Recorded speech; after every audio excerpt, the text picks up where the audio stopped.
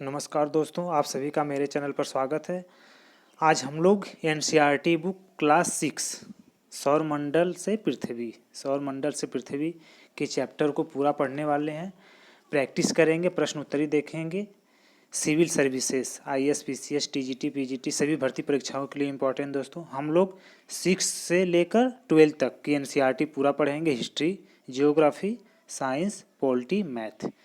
अभी हम लोग शुरुआत करते हैं। पहला क्वेश्चन है, ग्रह और तारे में क्या अंतर है? ग्रह और तारे में क्या अंतर है? आप सभी लोग देखिए। ग्रह के पास अपना प्रकाश और ऊष्मा नहीं होती। ग्रह के पास अपना प्रकाश और ऊष्मा नहीं होती, लेकिन तारे के पास अपना प्रकाश भी होता है, अपनी ऊष्मा भी होती है। ग्रह तारे से छोटा होता है। ग्रह तारे से छोटा होता है। तारे सामान्य रूप से ग्रह से काफ़ी बड़े होते हैं। प्रश्न 2 को देखते हैं हम लोग। सौरमंडल से आप क्या समझते हैं? सौरमंडल से आप क्या समझते हैं? आप तो जानते हैं सौरमंडल में सूर्य है, ग्रह है, कुछ उपग्रह हैं, खगोलीय पिंड है, आदि सभी को मिलाकर एक सौरमंडल का निर्माण होता है, जिसे हम सौर परिवार कहते हैं। जिसमें सूर्य सौरमंडल के मध्य में स्थित है।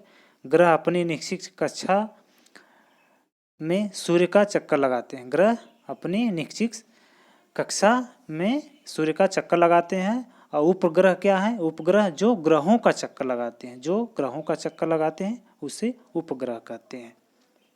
प्रश्न 3 को देखते हैं। सूर्य से उनकी दूरी के अनुसार सभी ग्रहों के नाम लिखो। चलिए ठीक, हम लोग बताते हैं। ग्रह कितने हैं? ग्रह 8 हैं। बुध, शुक्र, पृथ्वी, मंगल, 4 याद करेंगे। बुध, शुक्र, पृथ्वी, मंगल, बृहस्पति, शनि, अरुण, वरुण। बुध, शुक्र, पृथ्वी, मंगल, बृहस्पति, शनि, अरुण, वरुण।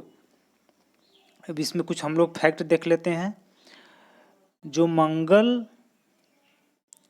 मंगल और बृहस्पति के बीच की जो बीच वाला भाग है, उसमें क्षुद्र ग्रह की पेटी पाई जाती है। और जो नेपच्यून के बाद वाला पार्ट है, इसको हम लोग क्यूपर बेल्ट कहते हैं। और जो कक्षा होती है, जो ग्रहों की कक्षा होती है, ये सूर्य है। जो ग्रहों की कक्षा होती है वो दीर्घ वृत्ताकार होती है, वृत्ताकार नहीं होती है, दीर्घ वृत्ताकार होती है। और जब दूर रहेगा कोई भी ग्रह जब सूर्य से दूर रहेगा तो उसकी चाल धीमी रहेगी। जैसे जैसे नजदीक जाएगा उसकी चाल तेज हो जाएगी, फिर धीमी, फिर तेज। तो ग्रह 8 हैं: बुध, शुक्र, पृथ्वी, मंगल, बृहस्पति, शनि, अरुण, वरुण। अब मंगल और बृहस्पति के बीच में क्या है? क्षुद्र ग्रह की पेटी है। और नेपच्यून से क्या है? नेपच्यून के बाद क्या है? क्यूपर बेल्ट है। क्या है? Kuiper belt. क्यूपर बेल्ट क्यों नाम इसका पड़ा? क्योंकि कूपर एक वैज्ञानिक थे जिन्होंने एक खोज की थी, तो इसका नाम क्यूपर बेल्ट पड़ा। ये जो चारों ग्रह हैं, इसको हम लोग आंतरिक ग्रह कहते हैं। ये जो बृहस्पति, शनि, अरुण, वरुण हैं, इसको हम लोग बाह्य ग्रह कहते हैं। ये ठोस पदार्थों से बने होते हैं आंतरिक ग्रह, एक गैसीय पदार्थों से बने होते हैं। चलिए दोस्तों, और आगे देखते हैं प्रश्न। पृथ्वी को अद्भुत ग्रह क्यों कहा जाता है? पृथ्वी को अद्भुत ग्रह क्यों कहा जाता है? क्योंकि यहाँ पे जीवन है, अनुकूल परिस्थितियाँ हैं, यहाँ पे जीवन है। और यहाँ पर जल है, पृथ्वी पर जल है, जो हमारे जीवन के लिए महत्वपूर्ण है। और एक पॉइंट है, पृथ्वी पर जीवनदायी ऑक्सीजन है। पृथ्वी पर क्या है? ऑक्सीजन है। और ओजोन परत है। ओजोन परत क्या है? जो सूर्य की पराबैंगनी किरणें होती हैं उसको रोकती हैं, उनको रोकती है। नहीं तो ये ओजोन परत ना होती तो पराबैंगनी किरणें यदि पृथ्वी पर आ जाती तो चर्म रोग जैसे कैंसर नामक भयानक बीमारी पैदा होती है। चलिए दोस्तों, आगे देखते हैं। हम हमेशा चंद्रमा के एक ही भाग को क्यों देखते हैं? बहुत ही मज़ेदार क्वेश्चन है, पीसीएस में पूछा गया है। चंद्रमा लगभग 27 दिन में पृथ्वी की एक चक्कर पूरा करता है। 27 दिन में एक चक्कर पूरा करता है चंद्रमा पृथ्वी की। और पृथ्वी 24 घंटे में अपनी चक्कर लगाती है और सूर्य की 365 दिन में लगाती है। तो चंद्रमा क्या है? चंद्रमा 27 दिन में एक पूरा चक्कर लगाता है और अपनी धुरी पर भी उतने ही दिन में पूरा एक चक्कर लगाता है। 27 दिन में अपनी धुरी पर चक्कर लगाता है जो अपनी धुरी है, और 27 दिन में पृथ्वी का भी चक्कर लगाता है। जो दोनों गतियां सेम समय में पूरा करता है, इसलिए हम लोग चंद्रमा के हमेशा एक ही भाग को देखते हैं। जो मैला मैला धुंध शायद उबड़ा खाबड़ा दिखाई देता है, हमेशा एक ही भाग को देखते हैं। चलिए दोस्तों, प्रश्न 6 को देखते हैं।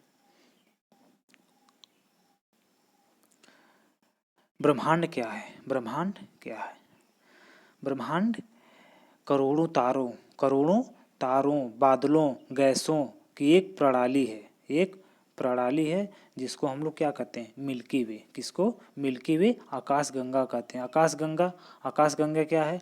जब आप लोग अप्रैल मई में जब आप रात में आप लोग देखेंगे, हल्का से धुंध टाइप दिखाई देता है और ढेर सारे तारे दिखाई देते हैं, जो एक जैसे लगता है कोई एक नदी बह रही है, जिसको हम लोग आकाश गंगा कहते हैं। जो आकाश में गंगा बह रही है उसको हम लोग बोलते हैं, जो मिलाकर एक ब्रह्मांड बनाता है।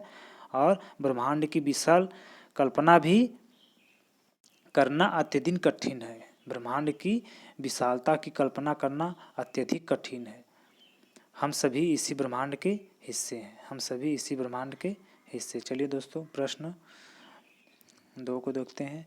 किस ग्रह को पृथ्वी के जुड़वा ग्रह के नाम से जाना जाता है? आप सभी लोग इसका आंसर गेस करेंगे। ऑप्शन ग शुक्र। तारों से तीसरा सबसे नजदीक ग्रह कौन सा है? तारों से तो हमने क्या बताया था? बुध, शुक्र, पृथ्वी, मंगल। बृहस्पति, शनि, अरुण। तो बुध, शुक्र, पृथ्वी, तीसरा क्या होगा? पृथ्वी। चलिए आगे देखते हैं। सभी ग्रह सूर्य के चारों ओर किस पथ पर हमने आपको बताया था ना, दीर्घ वृत्ताकार। यहाँ पे सन है और इसको दीर्घ वृत्ताकार, तो इसका हो जाएगा ऑप्शन दीर्घ वृत्ताकार पथ। ध्रुव तारे से किस दिशा का ज्ञान होता है? ध्रुव तारे आप लोग देखते हैं, ध्रुव तारे हमसे किस साइड में? उत्तर साइड में दिखाई देते हैं। चलिए दोस्तों, अगले प्रश्न को देखते हैं। क्षुद्र ग्रह किन के बीच होता है? क्षुद्र ग्रह हमने आपको बताया था ना, बुध, शुक्र, पृथ्वी, मंगल। जो मंगल है और उनके बीच में मंगल और बृहस्पति के बीच में क्या है? क्षुद्र ग्रह। मंगल और बृहस्पति के बीच में क्या है? क्षुद्र ग्रह की पेटी है क्षुद्र ग्रह की। अगले प्रश्न को देखते हैं। तारों का एक विशाल समूह जो विभिन्न प्रतिरूपों का निर्माण करता है, उसे हम लोग क्या कहते हैं? तारामंडल। ढेर सारे तारों का एक समूह होगा, उसको हम लोग तारामंडल कहेंगे। तारों की एक बहुत बड़ी प्रणाली, जिसको हम लोग क्या कहते थे? मिल्की वे, आकाशगंगा। चंद्रमा पृथ्वी के सबसे करीब है।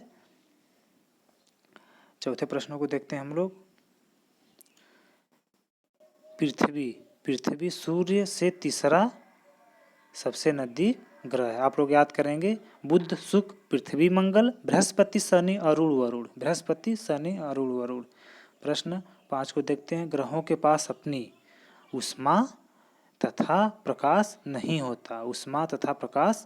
नहीं होता। दोस्तों, वीडियो अच्छे लगे तो लाइक, सब्सक्राइब, शेयर करिएगा। इसी तरह से हम लोग फुल NCERT क्लास 6 to 12 तक पढ़ने वाले हैं। धन्यवाद दोस्तों।